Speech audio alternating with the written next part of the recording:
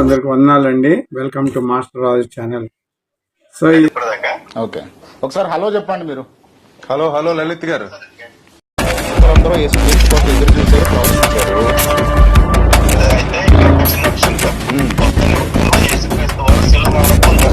ఈరోజు ఒక ఇంట్రెస్టింగ్ విషయం నేను చూశాను వీడియోలో. అదేమంటే మన విజయప్రసాద్ రెడ్డి గారికి క్రాంతి కుమార్ కేఆర్ టీవీలో ఇంటర్వ్యూ జరిగింది. ప్రతి ఇంటర్వ్యూకి లలిత్ కుమార్ని జ్ఞాపకం చేసుకోవడం ఆనవాయితీ అయిపోయింది. కేఆర్ గారికి లలిత్ కుమార్కి ఏదో బాగా బైబిల్ వచ్చినట్లు, ఏదో పెద్ద క్రైస్తవులు ఏదో ఉద్ధరణ చేసినట్లు. అసలు క్రైస్తవులు అంటే అతను పడదు, ఆయన బైబిల్ అంటే అర్థం కాదు, ఆయనకి బైబిలే తెలియదు. అలాంటి వ్యక్తికి ఫోన్ చేసి అడగడం, సరే ఏదో క్రైస్తవ విరోధి వ్యతిరేకి అని పేరు కూడా కేఆర్ గారు చెప్పారు. చాలా థ్యాంక్స్, కరెక్ట్గా ఐడెంటిఫై చేశారు అతన్ని. సరే, మన విజయప్రసాద్ రెడ్డి తెలుసు కదా, కొన్ని కరెక్ట్ చెప్తాడు, కొన్ని రాంగ్ చెప్తాడు. ఎనీహౌ ఇంటర్వ్యూ బాగానే జరిగింది. కానీ ఇంటర్వ్యూలో మెయిన్ పాయింట్ మీరు ఇప్పుడు చూడండి. క్రైస్తవం ఏం చెప్తుందట, అన్నాళ్ళు ఎప్పుడు ఎన్ని పాపాలు చేసినా సరే మనిషికి దేవుడు క్షమాపణ ఇచ్చేస్తాడట. ఎన్ని పాపాలు చేసినా సరే 99 సంవత్సరాలు పాపాలు చేసినా ఆ 1 సంవత్సరం యేసుప్రభువుని నమ్ముకుంటే పరలోకం వెళ్ళిపోతారట. ఇది లలిత్ కుమార్ మొత్తం బైబిల్ చదివి నేర్చుకుంది. ఇది ఈ బైబిల్లో ఆయన నేర్చుకున్న సత్యం అండి. అదండి, అదే కరెక్టా బైబిల్? చెప్పండి, ఈ బైబిల్ అదే చెప్తుందా? అసలు నాకేడ అర్థమైందంటే బైబిల్ ఆయనకి తెలియదని అర్థమైంది. ఒకసారి ఆయన మాటలు కూడా వినండి. ఓకే, ఒకసారి హలో చెప్పండి మీరు. హలో హలో లలిత్ గారు. నేను బాగున్నాను లలిత్ గారు. అస్సలు బైబిల్ తెలియని వ్యక్తి ఎవరంటే కరుణాకర్ సుగుణ ఒకడు. ఆయన బైబిల్ రత్నాన్ని సంబోధించడం ఈయన ఒకడు.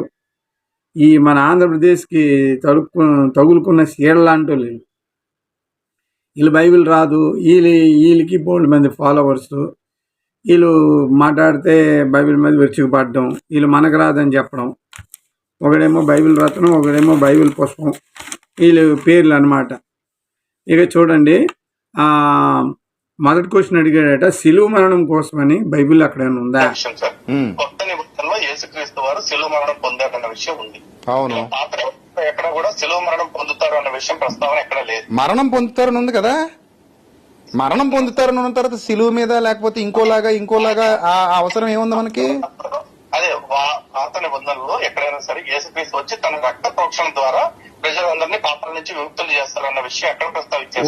ఉంది, చాలా చోట్ల ఉంది. ఎక్కడంటే యెషయా గ్రంథంలో కానివ్వండి, అంటే మీరు తర్వాత మన ఇద్దరం కలిసి లేదు కదా అని ముందే చెప్పేస్తాడు. ఎందుకు లేదు? 53వ అధ్యాయం యెషయా గ్రంథం సిలువ మరణం గురించే రాయబడి ఉన్నది. ఆ విషయం నేను చెప్తాను. ఒకటి, మొదటి క్వశ్చన్ అడిగాడు. ఇది ఎప్పుడైతే విజయప్రసాద్ రెడ్డి ఉన్నది అని అనగానే రెండో దానికి వెళ్ళిపోయాడు. ఎన్నేళ్ళు అయిందట మనిషి పుట్టి? అంటే ఇప్పుడు సృష్టి ప్రారంభం అయ్యి ఎన్ని సంవత్సరాలు అయ్యి ఉండొచ్చు క్రైస్తవ్యం ప్రకారం? అంటే మీరు ఒక దాంట్లోంచి ఒక దాంట్లోకి వెళ్ళిపోతున్నారు. ఇది రిలేటెడ్ చాలా సంవత్సరాలు అవుతుందండి, కొన్ని కోట్ల సంవత్సరాలే అవుతుంది. ఇదొకటి. ఆ లాంగ్వేజ్ గ్రంథాల ప్రకారం మనుషులు పుట్టి కొన్ని కోట్ల సంవత్సరాలు అయిపోయిందట. కోట్ల సంవత్సరాలు అయితే మనుషులందరూ ఈ భూమి నిండిపోయి అసలు పడుతుందా చెప్పండి? అసలు మనుషులు పుట్టి 7,000 సంవత్సరాల కంటే ఒక్క రోజు కూడా ఎక్కువ అవ్వలే. సృష్టి ఆరంభించి ఎక్కువ సంవత్సరాలు అవ్వచ్చు, కానీ మనిషి పుట్టి మొదట ఆదాం నుంచి దేవుడు బాగా లిఖించి ఆదాం నుంచి వంశావళి యేసుక్రీస్తు వరకు రాశాడు. కాబట్టి 7,000 సంవత్సరాల కన్నా ఒక్కరోజు కూడా ఎక్కువ లేదండి. మీరు కావాలంటే బైబిల్ చెక్ చేయండి, బైబిలే నిజం. 7,000 సంవత్సరాలు అవ్వబట్టే మనిషి ఇప్పుడు భూమి మీద ఇప్పుడు 40% జనాభా మనకు కనబడుతున్నారు. ఓకేనా? ప్రపంచంలో అంతా ఎన్ని కోట్ల జనాభాలో ఉన్నారు? 10 బిలియన్ పీపుల్ ఉన్నారు కదా. 100 బిలియన్ ఐ హోప్ సో. కాబట్టి అందరు కలిపి అన్ని మంది ఉన్నారు. అదే కానీ కోట్ల సంవత్సరాలు అయితే ఎన్ని మంది ఉండాలండి? ఇలాంటి ఒక లక్ష, 2 lakhs 3 lakhs బిలియన్ పీపుల్ ఉండాలి. అప్పుడు నిండిపోయి మొత్తం అంతా. వాళ్ళు చెప్పిందంతా అబద్ధం, మీ గ్రంథాలు చెప్పిందంతా అబద్ధం. It is only 7,000 years. మీరు కావాలంటే యేసుక్రీస్తు వరకు వంశావళి బైబిల్లో కరెక్ట్గా రాయబడ్డది. అబ్రహాం నుంచి దావీదు వరకు 14 తరాలు, దావీదు నుంచి యేసుప్రభు వరకు 14 తరాలు, నోవా నుంచి అబ్రహాం వరకు 14 తరాలు. ఈ 14 తరాలు మీరు లెక్కేసుకోండి ఎన్ని. యేసుక్రీస్తు వరకు సుమారు మనకి అక్కడ ఎన్ని తరాలు కనబడుతున్నాయి తెలుసా? 28 and 3000 ఇయర్స్ అనుకుందాం, 4000 ఇయర్స్ అనుకుందాం, తర్వాత 4500 ఇయర్స్ అనుకుందాం, అక్కడ నుండి 2400 ఇయర్స్, అంటే ఒక 100 ఇయర్స్ తక్కువ 7000 ఇయర్స్ అయింది. అది విజయప్రసాద్ రెడ్డి గారు చెప్పలేదు కానీ కరెక్టే అది. మరి ఈ డిబేట్లో కూర్చున్న లలిత్ కుమార్ ఒక క్వశ్చన్ నుంచి ఇంకో క్వశ్చన్ జంప్ అవడం ఏంటండి? ఏదో ఫోన్లో ఒక క్వశ్చన్ అడుగుతారు కదా, 10 క్వశ్చన్లు ఎవరైనా అడుగుతారంటే దీని అర్థం ఏంటి? అది పెద్ద కన్ఫ్యూజింగ్ మైండ్ అని గేట్ తెలియదని అర్థమైంది. శిలు మరణం లేదట, ఉన్నది 8 సంవత్సరాలు అది ఉన్నది. తర్వాతట పాపములంట పాపం చేసినా పరలోకం వెళ్ళిపోతారట. అసలు బైబిల్లో ఏం చెప్తున్నారంటే ఎవరు ఏం చేసినా పర్లేదు, ప్రభువుని నమ్ముకున్న తర్వాత తప్పు. ఇప్పటి వరకు క్రాంతి గారికి అదే చెప్పాను నేను. ఎవరు ఏం చేసినా పర్లేదు, పరలోకం పోతారు అనే బోధ బైబిల్లో ఎక్కడా లేదు. ఇంకా గట్టిగా మాట్లాడితే అలా ఉందండి ఎక్కడైనా? మీరు ఏం చేసినా పరలోకం వెళ్ళిపోతారని ఉందా? అంత సిల్లీ క్వశ్చన్ అండి అది అడగడము. ఈయన చాలాసార్లు బైబిల్ చదివించాడట, ఏం చేసినా పరలోకం వెళ్ళిపోతారట, 99 సంవత్సరాలు పాపం చేసినా 1 ఇయర్లో వెళ్ళిపో. ఒకసారి వీడియోలు వినండి ఎలా మాట్లాడుతున్నాడు. ఒక 1 ఇయర్లో యేసుని నమ్ముకోవడం ఏంటి? ముందుగానే ఎవరైనా డిసైడ్ చేస్తారా? ఒక పాపి యేసు ప్రభుతో ఎన్కౌంటర్ అవుతాడు, అప్పుడు ఆడు పాపి అని రియలైజ్ అవుతాడు. రియలైజ్ అయిన తర్వాత ఆవిడ మారు మనసు కలిగి యేసుక్రీస్తుని నమ్ముకొని మారు మనసు కలిగి పాపాలను విడిచిపెట్టడానికి నిర్ణయించుకుంటాడు. అప్పుడు వాడికి ఒక నూతన హృదయం అనుగ్రహించబడుతుంది. ఆ నూతన హృదయంలో పరిశుద్ధాత్మ దేవుడు అనుగ్రహించబడినప్పుడు ఈ లోకంతో ఆయన సంబంధాలు కట్టయి లోకంలో ఉన్న పాపం అంతా కూడా ఆయన విమోచన కలిగి ఎప్పుడు ఈ పాపం చేయనని నిర్ణయించుకుంటాడు. ఆ తర్వాత పరలోకానికి వెళ్తాడు. అదండి పరలోకం అంటే. ప్రతి పాపం చేసినోడు వెళ్ళిపోవాలి, పాపం చేయనోడు అందరూ వెళ్ళిపోవడానికి లేదు అక్కడ ప్లేస్. అక్కడ కేవలం దేవుడు అంగీకరించిన వారే వెళ్తారు. అర్థమైందా? ఇక బైబిల్ ఏం చెప్తుంది? బైబిల్లో ఎక్కడైనా అలా ఉందండి? బైబిల్లో ఎక్కడైనా ఉందా? ఎంత పాపం చేసినా పరలోకం వెళ్ళిపోతారని ఉందా? బైబిల్లో ఒక మాట ఉంది, ఎంత ఘోర పాపినైనా దేవుడు ప్రేమిస్తాడు అని ఉంది. ఎంత ఘోర పాపినైనా మన పాపములు యెషయా గ్రంథంలో ఉన్నాయి. కొన్ని మాటలు మీకు చెప్తాను చూడండి. యెషయా గ్రంథం, నీ పాపములు ఎర్ర హిమం వలె ఎర్రగా ఉండినను, నీ పాపములు ఎర్రగా ఉండినను నేను దాన్ని నేను ఎర్రైన హిమం వలె నేను తెల్లబడును. 1వ అధ్యాయం యెషయా గ్రంథం 1:18 ఏమి రాయండి అంటే, యెహోవా ఈ మాట సెలవిచ్చుచున్నాడు, రండి మన వివాదమును తీర్చుదాం. మీ పాపములు రక్తం వలె ఎర్రనైనను అవి హిమం వలె తెల్లబడును, కెంపు ఎర్రవైన గొర్రెబొచ్చు వలె తెల్లగును. మీరు సమ్మతించిన మాట నిండిన భూమి మీద ఉన్న మంచి పదార్థాలు భుజించెదరు. దేవుడు ఏమంటున్నాడంటే, నీ పాపములు ఎంత ఘోరమైన ఉన్నా సరే అవి తెల్ల అగును అని అంటున్నాడు. దేవుడు చేస్తాను అంటున్నాడు. ఎప్పుడైతే మనం యేసుక్రీస్తు మాట వింటామో, యేసుక్రీస్తు మీద నమ్మిక ఉంచుతాము, యేసు ప్రభువుని మన స్వరక్షకుడిగా అంగీకరిస్తాము, అప్పుడే మన పాపానికి విమోచించబడతాయి. అందుకే బైబిల్ అంటుంది. బైబిల్ ఏం చెప్తుంది? లలిత్ కుమార్ అవి మాట్లాడాలి నువ్వు, కానీ బైబిల్ తెలియకుండా మాట్లాడడం ఏంటండి మీరు? అసలు బైబిల్లో పాప క్షమాపణకి పద్ధతి ఏంటండి?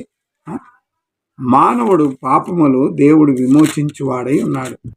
ఓకేనా? నేను మీకు చెప్తాను చూడండి, ఆయన ఏ విధంగా విమోచిస్తాడని కూడా రాయబడి ఉంది బైబిల్లో. మీరెందుకండి ఊరికి అబద్ధాలు చెప్పి ఇచ్చేస్తారు? లూకాసు వార్త 3వ అధ్యాయంలో ఒక మాట మీకు చదివి వినిపిస్తాను చూడండి. 3వ అధ్యాయంలో 3వ అధ్యాయంలో ఏమంటున్నాడంటే, 3వ అధ్యాయం 3వ వచనం, అంతటా అతడు వచ్చి పాప క్షమాపణ మారు మనసు విషయమే బాప్తిజం పొందవలేనని యోర్దాను ప్రదేశం అంతా ప్రకటించుచుండెను. పాప క్షమాపణ ఎప్పుడు జరుగుతుంది? మానవుడికి మారు మనసు వస్తే పాప క్షమాపణ జరుగుతుంది. మారు మనసు అంటే ఏంటి అర్థం? నేను పాపిని రియలైజ్ అయ్యి నేను చేసింది తప్పు అని రియలైజ్ అయ్యి వాడికే మారు మనసు కలుగుతుంది. వాడు మారు మనసు కలిగినప్పుడు వాడు పాప క్షమాపణ వాడు కలుగుతుంది. అందు నిమిత్తం వాడు బాప్తిజం తీసుకోమని బైబిల్ చెప్తుంది. ఎన్ని పాపాలు చేసినా ఎన్ని పాపాలు చేసినా పరలోకం ఎవడరా మీకు చెప్పాడు అలాగా? నీకు అసలు బైబిల్ వచ్చా? ఎన్ని పాపాలు చేస్తే బైబిల్ పరలోకం వెళ్ళిపోతారని బైబిల్ ఎక్కడైనా స్టేట్మెంట్ ఉందా? ఎన్ని పాపాలు చేసినా పరలోకం వెళ్ళిపోతారు అని ఉన్నదా? మరి లేనిది ఎందుకు అడుగుతున్నారు లలిత్ కుమార్ గారు? మీరు విజయప్రసాద్ రెడ్డిని అడుగుతున్నారు ఎందుకు? విజయప్రసాద్ రెడ్డి చెప్పాడు కూడా, పాపం కన్నా మారు మనసు కలగాలి. మారు మనసు కలిగిన తర్వాత ఆ వ్యక్తి యేసుక్రీస్తును నమ్మితే మాత్రం అయిపోదట. ఆయన అదొకటి ఆయన ఏదో చెప్తున్నాడు కానీ యేసుక్రీస్తు యందు విశ్వాసం ఉంచి మారు మనసు కలిగి మరి ఒక నూతన హృదయం మనకు సృష్టింపబడి పాప క్షమాపణ నిమిత్తం యేసుక్రీస్తు వారు మరణించారని నమ్మిక ఉంచాల. అప్పుడు కాగాడికి విడుదల కలగదు. సరే, ఇదొక మాట. సరేనా? అప్పుడు ఇక్కడ ఏం రాయబడి ఉన్నదంటే 12వ వచనంలో సుంకరులు బాప్తిజం పొంది బోధకుడా నేనేం చేయాలని అతను అడగగా మరి ఏమున్నది ఇక్కడ చూడండి. 16వ వచనం యోహాను నేను నీళ్ళతో బాప్తిజం నాకంటే శక్తిమంతుడు వచ్చాను చెప్పులు ఇప్పుటకు నేను పాత్రుడు కానీ ఆయన పరిశుద్ధాత్మతో అగ్నితో బాప్తిజం ఇచ్చాను. యేసుక్రీస్తు నమ్ముకుంటే మన పాపాలన్నీ యేసుక్రీస్తు తన ఆత్మ పరిశుద్ధాత్మను అనుగ్రహించినప్పుడు పాపాలు కాల్చివేయబడతాయి. అవి it burn in the power of Jesus Christ అన్నమాట. అప్పుడు ఆ మానవుడు పవిత్రుడు అవుతాడు అన్నమాట. యేసు ప్రభు అంటాడు, బైబిల్ అంటుంది నా వాక్యం ద్వారా మీరు పవిత్రులయ్యారు అని బైబిల్ చెప్తుంది. యేసుక్రీస్తు రక్తం ద్వారా మనం పవిత్రులము పరిశుద్ధులము అని చెప్తుంది బైబిల్. మీరు పరిశుద్ధులు, మీరు రాజకులైన యాజక వంశము అని బైబిల్ చెప్తుంది. ఎందుకు? ఎవరైతే యేసుక్రీస్తు నమ్ముకుంటారో అప్పుడు లూకాసు వార్తలో ఈయన అంటాడు అనమాట. ఎవరు? పేతురు అంటాడు, ప్రభువా నేను పాపిను, నన్ను విడిచి నువ్వు దూరం పో అని అంటే అప్పుడు యేసు ప్రభు అంటాడు, నిన్ను మనుషులు పట్టే జాలాలుగా నేను మిమ్మల్ని చేసేదను అని అంటాడు. అప్పుడు వాళ్ళందరూ యేసు ప్రభువుని నమ్మి వాళ్ళు యేసు ప్రభు వెనకాల వెళ్ళినప్పుడు వాళ్ళు పరిశుద్ధులుగా దేవుడు వాళ్ళని తీర్చిదిద్దాడు. ఈరోజు కూడా మంచి వ్యక్తి అవ్వాలంటే యేసుక్రీస్తుని నమ్మి మరి ఆయనందు విశ్వాసం ఉంచి మారు మనసు కలిగి బాప్తిజం పొంది మంచి మార్గంలో నడిచిన యేసుక్రీస్తు మార్గంలో నడిచిన వాళ్ళకే ఆ ఒక ఫెసిలిటీ ఉంది, అది పరిశుద్ధం. అంతేగాని ఎన్ని తప్పులు చేసినా పాపాలు చేసినా వాళ్ళు వాళ్ళు పరలోకానికి వెళ్ళిపోతారని ఎక్కడుంది? ఎక్కడ ఉందండి? మీకోసమని నేను చదివి వినిపించాను కదా, ఎక్కడుంది చెప్పండి? సరే, ఇంకో వచనం నేను చెప్తాను. లూకాసు సువార్తలో 7వ అధ్యాయంలో ఒక మాట ఉంటుంది చూడండి. ఇది చూడండి, 7వ అధ్యాయం 47వ వచనం. ఆమె విస్తారమైన ప్రేమించని కనుక ఆమె యొక్క విస్తారమైన పాపమును క్షమించబడును అని మీతో చెప్పుచున్నాను. ఈమె యేసుక్రీస్తుని విస్తారంగా ప్రేమించింది. పాదాల వద్దకు వచ్చి విలువైన అత్తరుని ఆయన పాదాల మీద పోసి పాదాలని తుడిచింది అనమాట. అప్పుడు యేసు ప్రభు అంటే ఈమె నన్ను ప్రేమించింది కనుక ఆమె విస్తారమైన దోషములు క్షమించబడ్డాయి. ఎలా క్షమించబడతాయి? యేసుక్రీస్తు రక్తం ద్వారా క్షమించబడతాయి తప్ప మరి యొక్క వేరు. సరే, హెబ్రీ గ్రంథానికి మనం వెళ్దాం. చాలా వచనాలు ఉన్నాయి, అవన్నీ ఎందుకని నేను హెబ్రీ గ్రంథంలో ఒక వచనం మీకు చూపెడతాను.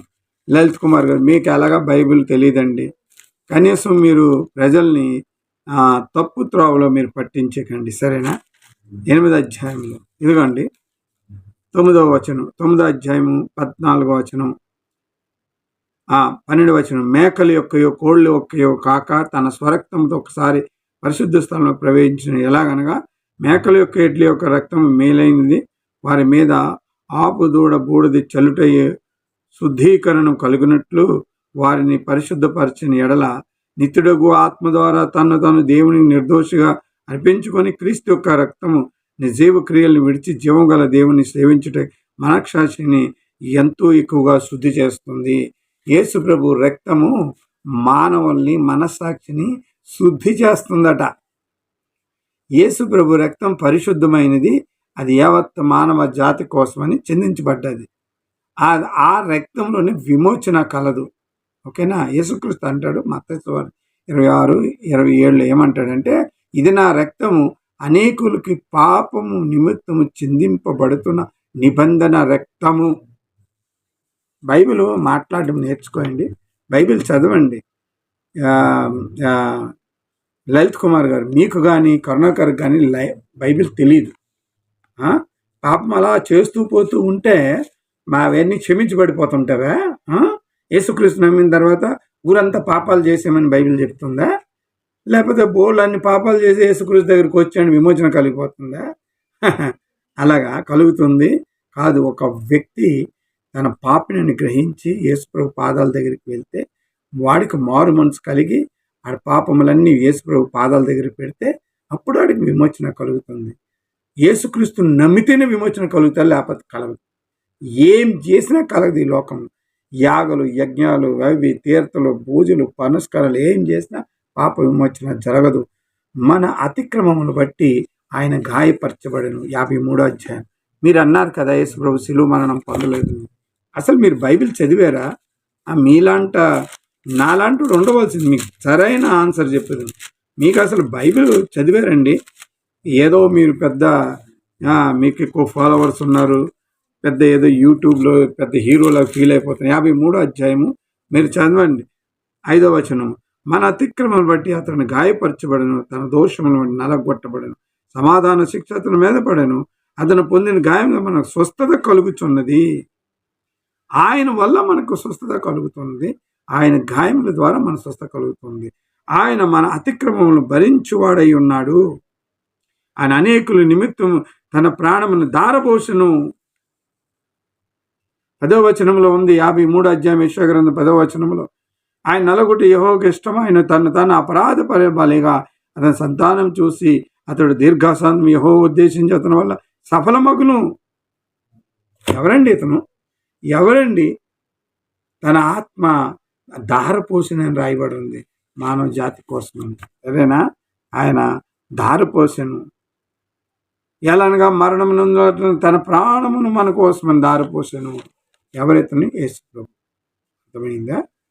మీరు అన్నారు కదా శిలువ మరణం గురించి ఎక్కడా లేదండి. మీరు అడిగిన 3 మాటలు కూడా చెప్పాను. శిలువ మరణం గురించి 53 యెషయా గ్రంథంలో ఉంది. మానవులు పుట్టి 7,000 సంవత్సరాలు అయింది. ఒక్క రోజు కూడా ఎక్కువ అవ్వలే. సృష్టి ఎప్పుడో పుట్టొచ్చు, అది వేరే సంగతి. దాని రికార్డు ఉంది, దానికి రికార్డు లేదు. 3వది ఏమన్నారు మీరు ఎన్ని పాపాలు చేసినా దేవుడు క్షమించేస్తాడా? అందుకోసమని యేసుప్రభుని నమ్ముకోమన్నాడు. అతను ఇక మీదట ఎన్నడూ పాపం చేయొద్దు అని అంటాడు. ఎవరికి? ఒక వ్యభిచార స్త్రీకి ఏమంటాడంటే, నీలో నేను ఏ దోషములు పట్టలేదు, ఇక మీద ఏ పాపము సమాధానం గలదానివై నువ్వు వెళ్ళు అని అంటాడు. బైబిల్ పాపాన్ని ఖండిస్తుంది. మానవుడికి యేసుక్రీస్తు ద్వారా విమోచన తప్ప మరి ఏమీ లేదు. థ్యాంక్ యూ వెరీ మచ్ అండి. నా వివరణలు ఇస్తే సబ్స్క్రైబ్, లైక్ కొట్టండి. నచ్చకపోతే కామెంట్ పెట్టి ముందు పంపించండి. ఈ లలిత్ కుమార్ లాంటి వాళ్ళకి బుద్ధి చెప్పాలండి. బైబిల్ రాదు, ఏమీ రాదు, ఊరికే వాగుదాం, సొల్లు మాటలు చెప్పుకొని బతికే వ్యక్తులు అంటే వీలే. Thank you very much.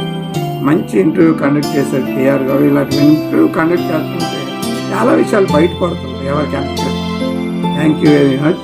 మళ్ళీ ఒక వీడియోతో కలుసుకుందాం. జై హింద్.